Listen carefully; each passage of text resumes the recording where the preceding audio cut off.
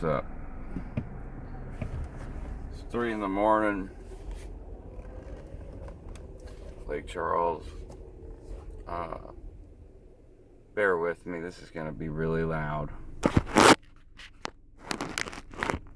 Sorry about that. I'm going for a little drive to where the church of Scientology moved a mission to. When I moved back, I was here within 6 months. Kay McConnell, or Mary McConnell, I can't remember. Maybe you can check it out, Kaiva. Started a mission here. She was a missionary that Kathy Steiner got to open a mission in Lafayette in the 90s, late 90s, 2000, something along those lines.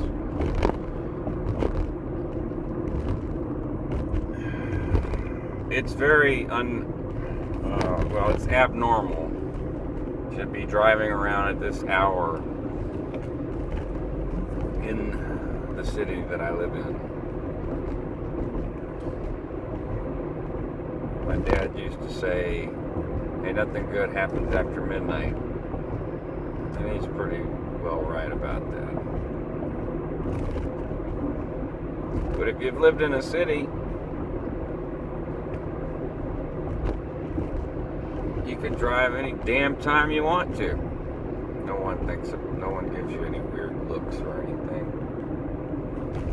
And no one looks at people on the side of the road that are walking like they're freaks. You just never know what someone's going through.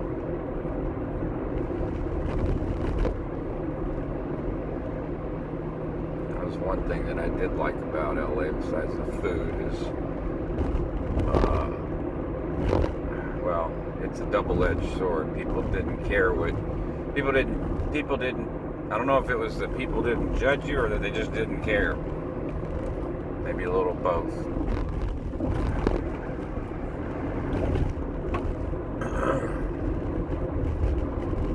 Had the greatest day and I went home to go to sleep. Woke up from a really weird dream where I was playing a show with my cousin Jesse, who's in Orange County right now. Very talented singer, songwriter, wise beyond her years. And there was this sound guy in my dream that was, God, he was horrific.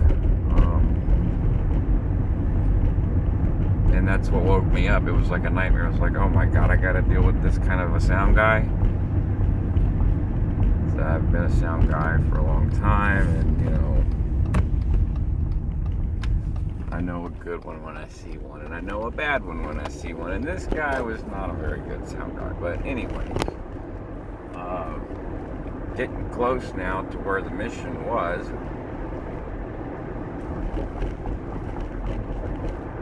And Kathy was trying to get me recovered.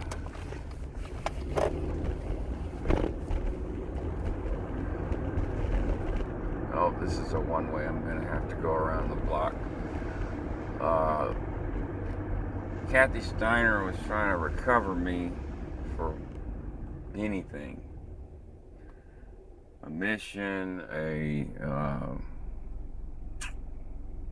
working on staff at Narconon. Wait a minute. Oh, yeah, I gotta go around.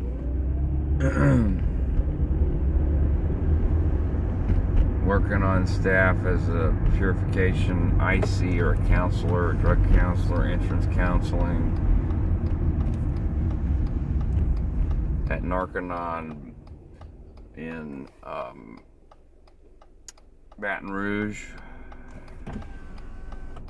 They no longer own missions, by the way. They mysteriously stopped their involvement with missions not long after I left staff.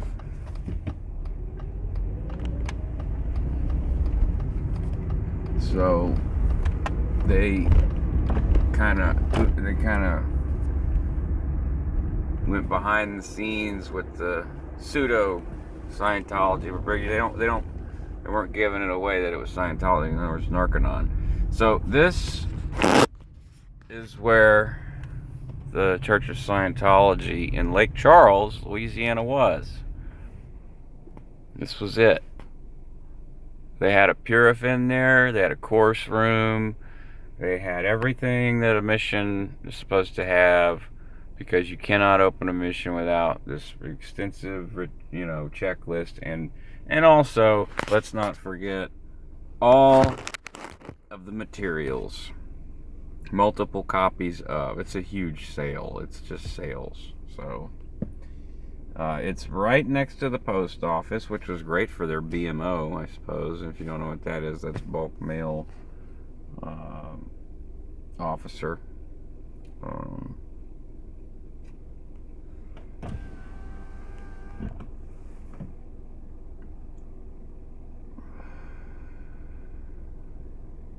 Said it's 3 in the morning. If I stick around here, there'll be a cop drive by and want to know, what are you doing here? Because nothing good happens after midnight.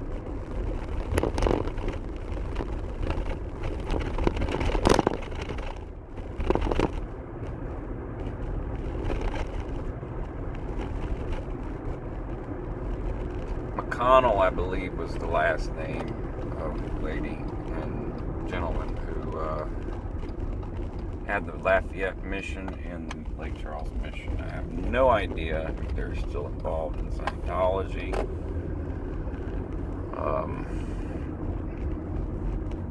Mr. McConnell was a very successful construction contractor in Louisiana. And when I met him at the mission in 2006, after Hurricane Rita, that's when they bought the building. He seemed quite stressed out about the money and the tithes.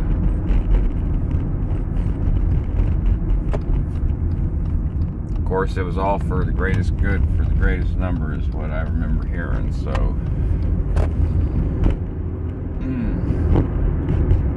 he was justifying it.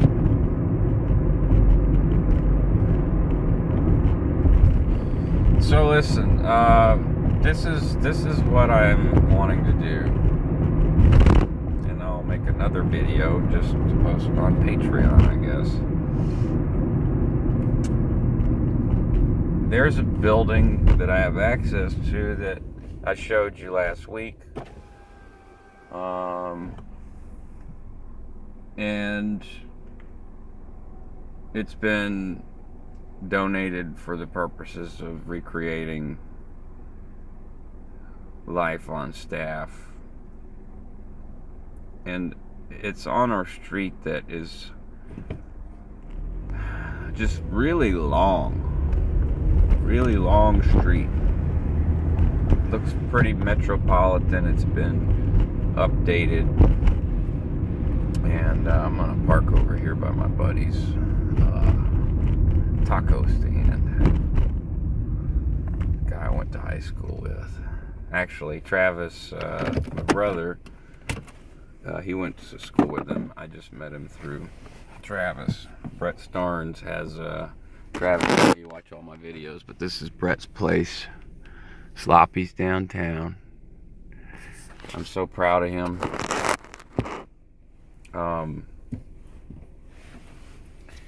So what my plan and goal is to recreate and to show what it is like on staff. I haven't seen it yet. I haven't seen a true depiction of staff. Now, closest thing, Louis Theroux's My Scientology movie, when they're doing the TRs and they're doing musical chairs, and the guy that they cast as Miscavige, that, what they call in Scientology a beingness, that beingness that guy had, was replicated in executives all over the world. Everyone assumed that beingness that was on purpose. And I don't mean on purpose like you did that on purpose. On purpose in Scientology means you are down with the program. You are in it to win it. You are clearing the planet. You are trying to suck the Theta out of the world and push the Theta in. Get ethics in. Third and fourth dynamic activities. All the time. So, I haven't seen it. And let me tell you that if you see it, or at least this is what I believe and what I feel, maybe this is just something that I want to see. It might be cathartic for me. I don't know. But something in my gut tells me that if people see what it's actually like to be on staff, where I was at least, there were missions that were pretty lax.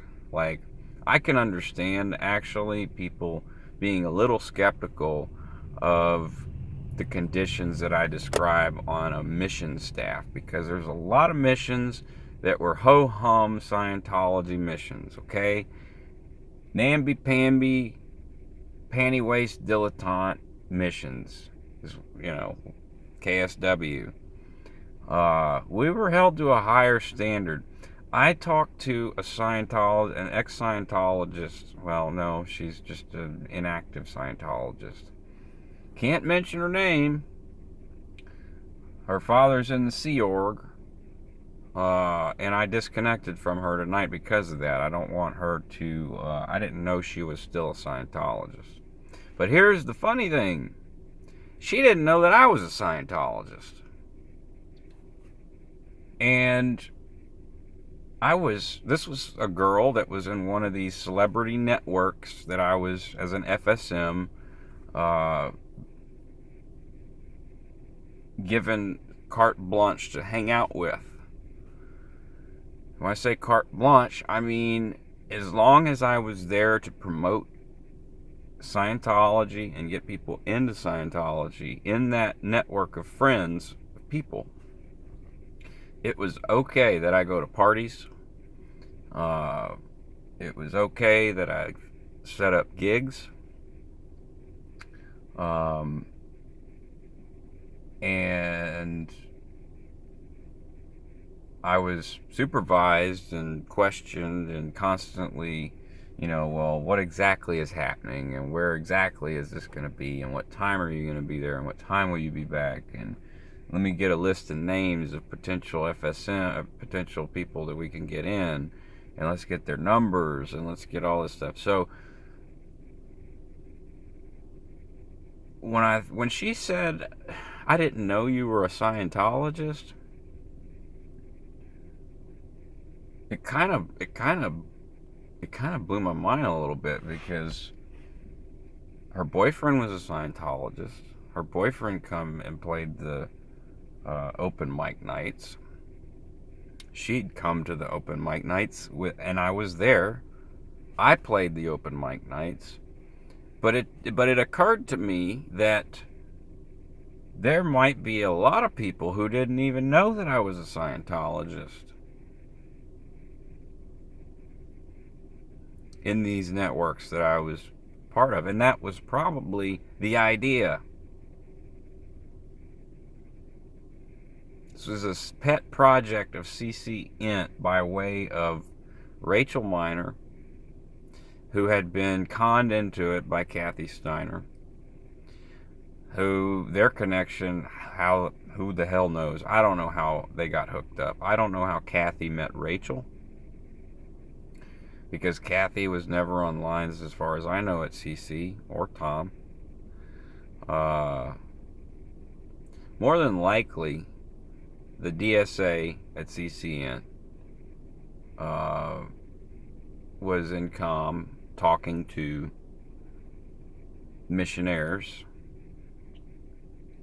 and CC Int realized that with the anonymous hacks and the things that were stolen in the OT materials that have been recently published on sites like Operation Clambake and whatever other sites, they wanted to get the public inside the church so that it's a bubble. You know, Chris Shelton talks about this a lot, having been a Sea Org terminal that was damage control. You know, he remembers and talks about times when Scientology was under heavy scrutiny, and during those times, recovery is a constant, and everyone's working on recovery, because you want anyone who's had exposure to Scientology inside while the controversy's going on.